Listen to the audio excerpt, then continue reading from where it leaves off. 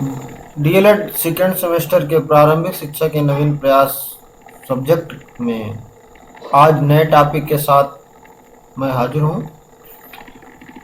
नए टॉपिक का नाम है प्रारंभिक स्तरीय राष्ट्रीय बालिका शिक्षा योजना, जिसको शॉर्ट फॉर्म में NPEGEL के नाम से भी जानते हैं। NPEGEL का फुल फॉर्म होता है national project of elementary girls education level, अर्थात प्रारंभिक स्तरीय राष्ट्रीय बालिका शिक्षा योजना। तो आइए जानते हैं कि राष्ट्रीय बालिका शिक्षा योजना जो प्रारंभिक स्तरीय के लिए किया गया, इस योजना की शुरुआत की गई, इसमें क्या अहम बातें कही गई। तो सबसे पहले जान लेना जरूरी है कि ये योजना कब और कैसे शुरू की गई। तो ये योजना जो है वर्ष 2003 में, या यूँ कहें जुलाई 2003 में, जो हमारा सर्व शिक्षा अभियान था, सर्व शिक्षा अभियान के संशोधित रूप, इसका जो सर्व शिक्षा अभियान था उसके संशोधित रूप है ये राष्ट्रीय बालिका शिक्षा योजना। और ये राष्ट्रीय बालिका शिक्षा योजना जो है, इसका लक्ष्य रखा गया था, या इसका लक्ष्य था कि कक्षा 1 से 8 तक की जो भी वंचित छात्राएं हैं, वो किसी भी क्षेत्र में रहती हों, पिछड़े जात की और अल्पसंख्यक की या अनुसूचित जनजाति की जो छात्राएं हैं, जो किसी भी तरह से इस साक्षरता से या पढ़ाई से वंचित रह जा रही हैं, प्राथमिक शिक्षा से वंचित रह जा रही हैं, उनको इस रिकवर करना है, उनको शिक्षा से रिकवरी देना है, रिकवर करना है। तो इस तरह से इस का जो लक्ष्य था, इस योजना का, प्रारंभिक स्तरीय राष्ट्रीय बालिका शिक्षा योजना का जो लक्ष्य था, वो लक्ष्य था कक्षा से 1 से लेकर के 8 तक की जो भी छात्राएं हैं, उनको शुरुआती शिक्षा या साक्षरता से इस तरह से जोड़ना कि वो समाज में अपना अहम रोल अदा कर सकें। आइए देखते हैं इसका कार्यक्षेत्र। तो जहाँ तक कार्यक्षेत्र का अर्थ है या कार्यक्षेत्र का तात्पर्य है, तो ये कहाँ पे किन किन क्षेत्रों में इसका कार्यक्षेत्र, इसको कार्यक्षेत्र निर्धारित किया गया, इसके बारे में जान लेते हैं। तो इसका जो कार्यक्षेत्र था, वो जैसे शैक्षणिक आधार पर पिछड़े हुए विकासखंड, जो भी विकासखंड होते हैं, ब्लॉक होते हैं, उन ब्लॉकों में जो शिक्षा जहाँ पर कम है, जहाँ पर साक्षरता प्रतिशत कम है, उन विशेष स्थानों पर, विशेष ब्लॉकों में इसको शुभारंभ किया गया। ऐसे वो विकासखंड जिसमें शिक्षा की साक्षरता प्रतिशत कम है, पिछड़े हुए हैं शिक्षा साक्षरता में, ऐसे ब्लॉकों को चुना गया जहां पर इस योजना को शुरू किया गया। और कहां पे शुरू किया गया, और दूसरी जगह वो थी जहां पर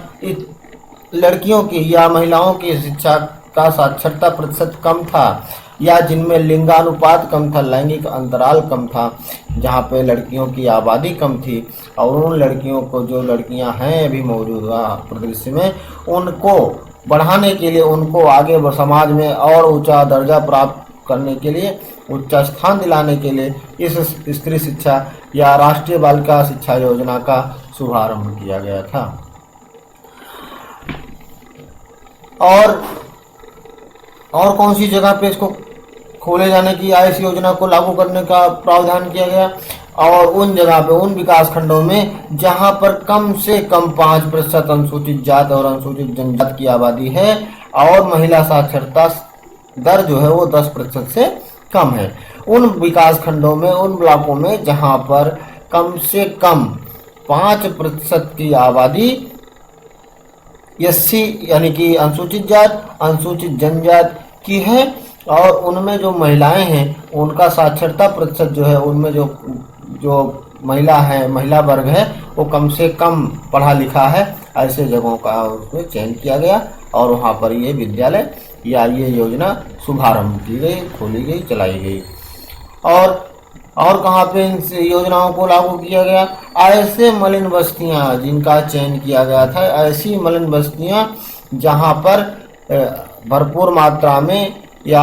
महिलाओं का जो साक्षरता प्रतिशत कम था, चयन किया गया कि जहाँ पर मलिन बस्ती है और उसमें महिला साक्षरता बहुत कम है। मलिन बस्तियों में जो है, जहाँ पर साक्षरता का प्रतिशत कम था, साक्षरता दर कम थी, वहाँ पर इन सबको इस योजना को, या राष्ट्रीय बालिका शिक्षा योजना का जो प्रारंभिक स्तरीय था, शुरुआती दौर था, उसको प्रारंभिक शिक्षा जिसको कह सकते हैं, प्रारंभिक शिक्षा के लिए प्रारंभिक स्तरीय राष्ट्रीय बालिका शिक्षा योजना का शुरुआत की गई, उसका कार्यक्षेत्र वहाँ पर निर्धारित किया गया। तो इस तरह से हम कह सकते हैं कि वो 4 कार्य क्षेत्र निर्धारण किया गया। सबसे पहले वो शिक्षा के स्तर से जो पिछड़े हुए थे उन विकास खंडों में सबसे पहले उनको वरीयता दी गई। उसके बाद स्त्री शिक्षा का जहाँ पे साक्षरता प्रतिशत कम था उनको दिया गया ये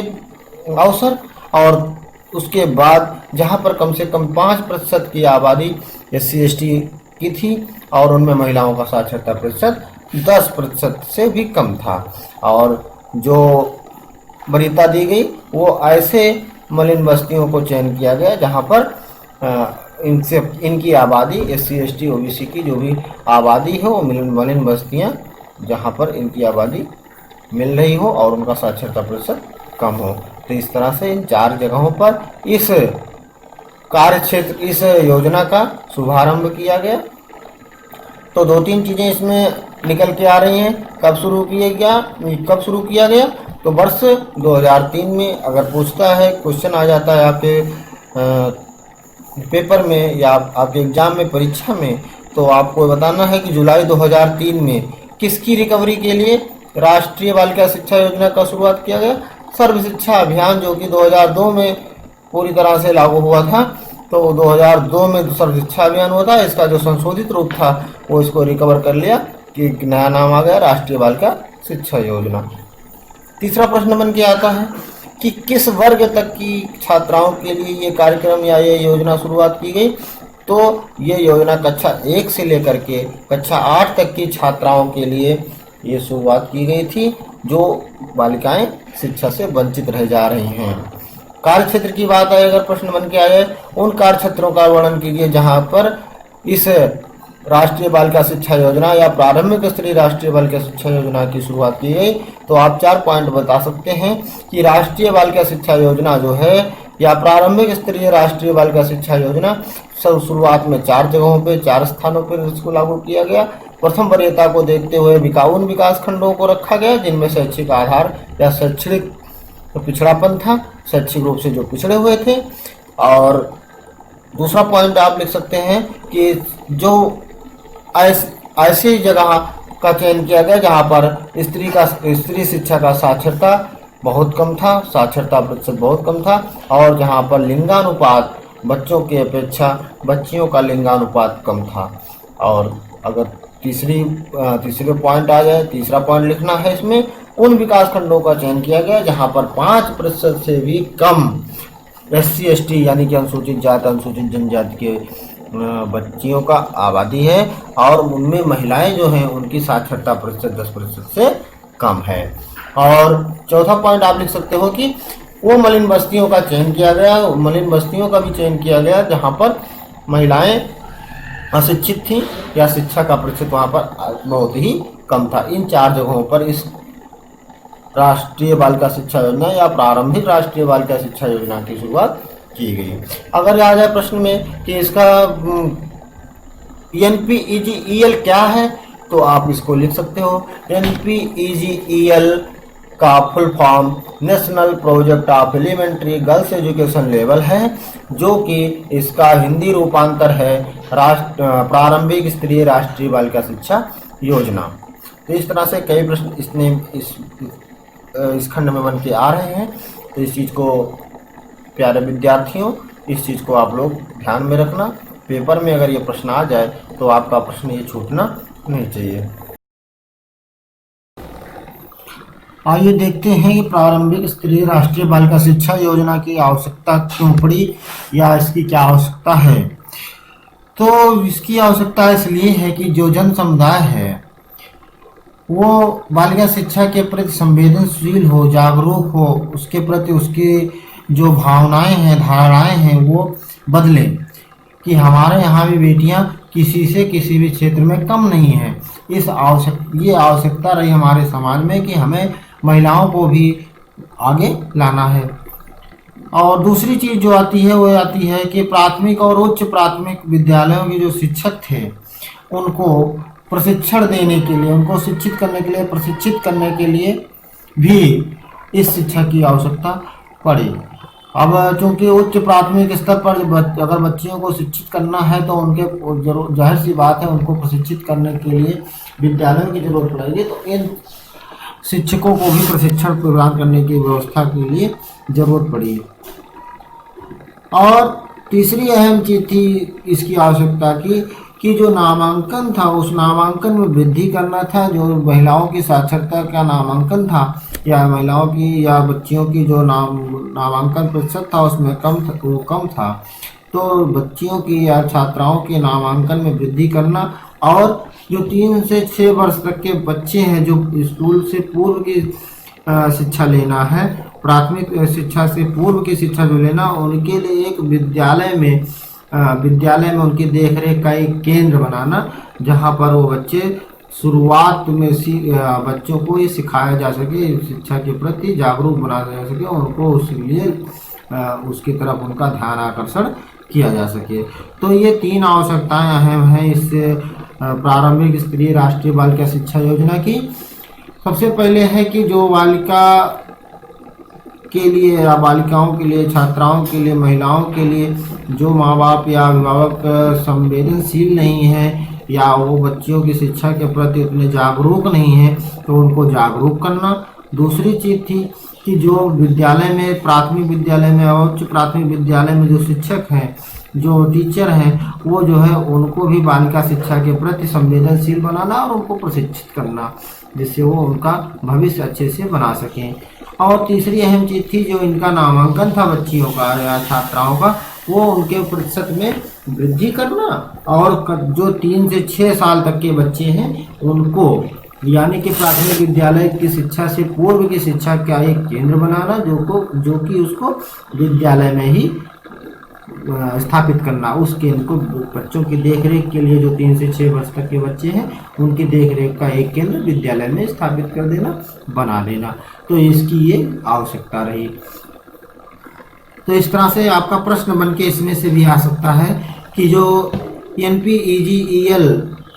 योजना है या राष्ट्रीय बालिका शिक्षा योजना, या कहिए कि प्राथमिक स्तरीय राष्ट्रीय बालिका शिक्षा योजना या national project of elementary girls education level जो है, उसकी क्या आवश्यकता थी, क्यों वो आवश्यक माना गया, उसकी आवश्यकता का वर्णन कीजिए। इस तरह से अगर प्रश्न आपको परीक्षा में मिल जाए, पेपर में मिल जाए, तो आप उस सहज ही लिख सकते हैं कि ये शिक्षा जन समुदाय में बालिकाओं के प्रति शिक्षा की जागरूकता के लिए संवेदनशील बनाना था और उन शिक्षकों को प्रशिक्षित करना था जो इनको शिक्षा देते हैं, और बच्चियों की या छात्राओं के नामांकन में वृद्धि करना है। 3 से 6 साल के जो बच्चे हैं उनकी देखरेख के लिए एक विद्यालय में केंद्र खोलना है। इस तरह से ये 3 आवश्यकता आप लिख देंगे तो आपको पूरे अंक एग्जामिनर द्वारा दे दिया जाएगा। आइए, इसके उद्देश्य क्या है हम लोग जानते हैं कि इसका उद्देश्य क्या है, या प्रारंभिक स्तरीय राष्ट्रीय बालिका शिक्षा योजना के उद्देश्य क्या रहे। यदि आपके पेपर में, आपकी परीक्षा में आपको प्रश्न मिल जाता है कि प्रारंभिक स्तरीय राष्ट्रीय बालिका शिक्षा योजना के उद्देश्य क्या हैं, तो आपको इस उद्देश्य में जो बताए गए हैं इसमें से आप अगर लिख देंगे तो पूरा पॉइंट आपको पूरे नंबर प्राप्त हो जाएंगे। तो आइए देखते हैं कि राष्ट्रीय या प्रारंभिक स्तरीय राष्ट्रीय बालिका शिक्षा योजना के उद्देश्य क्या रहे, या NPEGEL या national project of elementary girls education के उद्देश्य एम क्या रहे। तो सबसे पहला उद्देश्य रहा कि प्रारंभिक शिक्षा में जो लैंगिक अंतराल है, जो लिंग अनुपात है, जो बालिकाओं की शिक्षा का अनुपात है, उसमें उस अंतराल को कम करना, अर्थात उन छात्राओं को, उन बालिकाओं को शिक्षा के प्रति जोड़ना, उनको शिक्षित करना, इसका प्रथम उद्देश्य था। जो प्रारंभिक शिक्षा से वंचित रह जा रही हैं या पढ़ने लिखने में वंचित रह जा रही हैं बच्चियां, उनको इस योजना से जोड़ना। दूसरा उद्देश्य रहा कि जो विद्यालय हैं उनको एक मॉडल क्लस्टर विद्यालय के रूप में विकसित करना, एक आदर्श विद्यालय के रूप में इसको स्थापित करना, कि जिससे वो जो है एक आदर्श विद्यालय हो जिनमें बालिका शिक्षा के प्रति अच्छे से जागरूकता अपनाई जाए। और जो ये चयनित किए जाएंगे आदर्श मॉडल या क्लस्टर मॉडल क्लस्टर विद्यालय, उसमें क्या है, जो वो चयनित विद्यालय होंगे जिनमें नामांकन का 100% करना होगा। जो अपने उनके क्षेत्र हैं, जहाँ पर उनका कार्य क्षेत्र है, जिस क्षेत्र में वो स्थापित हैं, वहाँ की बालिका शिक्षा को 100% करना और उनकी गुणवत्ता में, जो शिक्षा की गुणवत्ता है, उस गुणवत्ता को सुधार करना या उनकी गुणवत्ता में वृद्धि करना। तो ये जो है इसका उद्देश्य रहा। और जो अगला उद्देश्य है वो उच्च प्राथमिक स्तर पर बालिकाओं के लिए व्यावसायिक शिक्षा को विकसित करना। कहने का तात्पर्य है जो कक्षा 6 से 8 तक की बालिकाएं हैं उनको व्यावसायिक शिक्षा के देना, जैसे कि सिलाई है, कढ़ाई है, बुनाई है, इन सब चीज़ों से उनको व्यावसायिक तौर पे उनको शिक्षा देना, उनके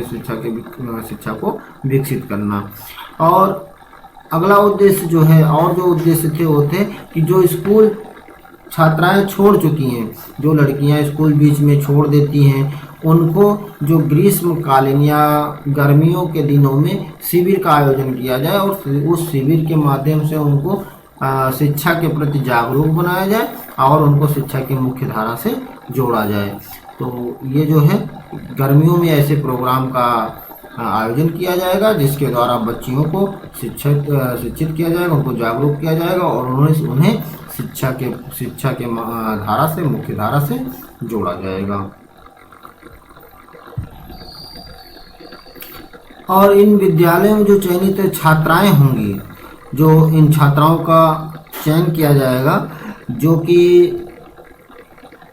पढ़ने लिखने में कुछ कमज़ोर हैं, विद्यालय में वो विद्यालय गतिविधियों को सुचारू रूप से नहीं कर पा रही हैं, या अंग्रेजी है, विज्ञान है, गणित है, जिन विषयों को थोड़ा कठिन माना जाता है, तो उन विषयों को उन विषयों में जिन छात्राओं का ध्यान आकर्षण कम होगा या जो कमज़ोर होंगी पढ़ने लिखने में, उनको चयनित कर करके उनके उपचार के लिए, उनके जो शिक्षा में वंचित हैं या कम पढ़ पा रही हैं, कम लिख पा रही हैं, या किसी भी तरह का उनकी शिक्षा में, अंग्रेजी में, गणित में, विज्ञान में व्यवधान उत्पन्न हो रहा है, उस व्यवधान को दूर करने के लिए उनके विषयों के उपचारात्मक शिक्षण देने के लिए भी इसका उद्देश्य रखा गया कि वो उन विषयों से डर जाते हैं और विद्यालय छोड़ देते हैं। तो इस प्रकार से उनको चयनित करके उनको उपचारात्मक शिक्षण देना है, इस योजना का उद्देश्य रहा। और जो अगला उद्देश्य रहा वो जो मलिन बस्तियों में शिक्षा से वंचित छात्र छात्राएं हैं, मलिन बस्तियों में जो शिक्षा से वंचित छात्राएं हैं, विशेषकर छात्राएं हैं, उनको ब्रिज कोर्स के माध्यम से, ब्रिज कोर्स एक सेतु कोर्स होता है जो विद्यालय छोड़ चुके होते हैं, उनके शॉर्ट टर्म के लिए एक कोर्स कराया जाता है, उनको उस चीज़ को ध्यान दिलाने के लिए या उनको उस कोर्स को पूरा करने के लिए कि आप जिनके पास जिनको पढ़ने में रुचि है उनके लिए एक ब्रिज कोर्स बनाया जाए और ब्रिज कोर्स के माध्यम से जो मलिन बस्तियां हैं वहाँ से इनको चयनित किया जाए। तो इस प्रकार से मलिन बस्तियों की शिक्षा से वंचित मलिन बस्तियों की जो लड़कियां हैं वो शिक्षा से जो वंचित हैं उनको ब्रिज कोर्स के द्वारा उनकी शिक्षा को पूर्ण कराया जाए जो उनकी शिक्षा बीच में छूट गई थी। और जो आखिरी उद्देश्य है, अगला उद्देश्य है वो ये रहा कि जो कहीं किसी कार्य में लिप्त हैं, नहीं जा पा रहे हैं, विद्यालय पढ़ने में रुचि भी है, उनका रुझान भी है और किन्हीं कारणवश, किन्हीं परिस्थितियों बस उनको विद्यालय जाने में कठिनाई महसूस हो रही है, तो ऐसी छात्राओं को मुक्त विद्यालयों के माध्यम से, जो कि मुक्त विद्यालय का अर्थ है कि वहाँ पे जाना नहीं पड़ेगा, आप नामांकन कराइए, घर बैठ के अपनी शिक्षा दीक्षा ऑनलाइन क्लास के माध्यम से या बुक से, ऑफलाइन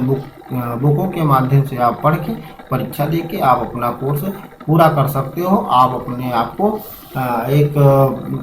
शिक्षित व्यक्ति की गणना में रख सकते हो। इस प्रकार से प्रारंभिक स्तरीय राष्ट्रीय बालिका शिक्षा योजना जो है, इसका उद्देश्य ये रहा जो हमने आपको बताया, एक बार रिपीट कर देते हैं। सबसे पहली चीज़ है, जो अहम चीज़ है कि जो लिंगानुपात है बच्चियों का, उनकी लिंगानुपात में शैक्षिक लिंगानुपात का जो साक्षरता दर है, उसके साक्षरता दर के लैंगिक अनुपात को कम करना। और उसके बाद आदर्श विद्यालय जो है, मॉडल क्लस्टर विद्यालय है, मतलब मॉडल क्लस्टर विद्यालय के रूप में इन विद्यालयों को विकसित करना। और जो मॉडल क्लस्टर विद्यालय हैं उनमें से कुछ विद्यालयों को चयनित कर उनमें उनके क्षेत्रों में नामांकन का जो प्रतिशत है वो 100% करना, और विशेषकर उनकी शिक्षा की गुणवत्ता में वृद्धि करना। और उच्च प्राथमिक स्तर पर जो भी बालिकाएं हैं उनको व्यावसायिक शिक्षा के लिए, जैसे गृह शिल्प है, जिसमें आपका सिलाई, कढ़ाई, बुनाई इत्यादि इस तरह की जो व्यावसायिक शिक्षा जिसको कहा जाता है, उनको दे करके उनको व्यावसायिक शिक्षा की तरफ मोड़ना या उनको विकास करना, उनके ज्ञान के भंडार को परिपूर्ण करना। और स्कूल जो छोड़ चुकी छात्राओं को, उनको जो है ग्रीष्मकालीन जो शिविर, छोटे छोटे शिविरों के माध्यम से उनको शिक्षा की मुख्य धारा से जोड़ना। चयनित जो छात्राएं हैं, जैसे कि उनको विज्ञान में, गणित में या अंग्रेजी में किसी प्रकार की कोई दिक्कत आ रही है और वो विद्यालय आने में हिचकिचाहट महसूस करती हैं या विद्यालय छोड़ देती हैं, ऐसे बालिकाओं के लिए उपचारात्मक शिक्षा की व्यवस्था की जाएगी, जिनको उनको चयन किया जाएगा कौन कौन से बच्चियां ऐसी हैं जो कम पढ़ पा रही हैं या जिनको कहीं न कहीं शिक्षा ग्रहण करने में असुविधा महसूस हो रही है। ऐसे बच्चियों को चयनित कर उनको उनके शिक्षा में आ रहे व्यवधान को उपचार किया जाएगा और उनको शिक्षा को उपचारित किया जाएगा। उनको ऐसी शिक्षा दी जाएगी जिससे वो आगे बढ़ सकें और उनको पढ़ने में कोई दिक्कत महसूस ना हो। और मलिन बस्तियों में शिक्षा से वंचित जो छात्राएं हैं उनको ब्रिज कोर्स के माध्यम से शिक्षा प्रदान किया जाएगा, यानी कि उनको एक सेतु कार्यक्रम चलाया जाएगा। तो शॉर्ट टर्म में चलाया जाता है, वो छोटे तो उसमें चलाया जाता है, ना विद्यालय समय हो तो अलग अतिरिक्त समय दे करके उस कोर्स को किया जा सकता है। ऐसे कोर्स के माध्यम से भी उनको शिक्षा प्रदान करना। और जो जो मुक्त विद्यालय हैं, उन मुक्त विद्यालयों के द्वारा भी इनकी शिक्षा को पूर्ण करना, इनकी शिक्षा को आगे बढ़ाना। इस तरह से इसका या राष्ट्रीय स्तरीय या प्रारंभिक स्तरीय राष्ट्रीय बालिका शिक्षा योजना का ये उद्देश्य रहा, खास तौर से गरीब छात्र छात्राएं या स्कूल से किसी भी प्रकार से वंचित छात्र छात्राओं को शिक्षा प्रदान करना और उन्हें शिक्षा की मुख्य धारा से जोड़ना। हमें उम्मीद है आपको ये वीडियो अवश्य पसंद आई होगी, तो प्लीज़ इसे शेयर और लाइक करना ना भूलें और अपने साथियों में शेयर भी करें। तो आज के लिए इस वीडियो में बस इतना ही, मिलते हैं अगले वीडियो में, तब तक के लिए नमस्कार।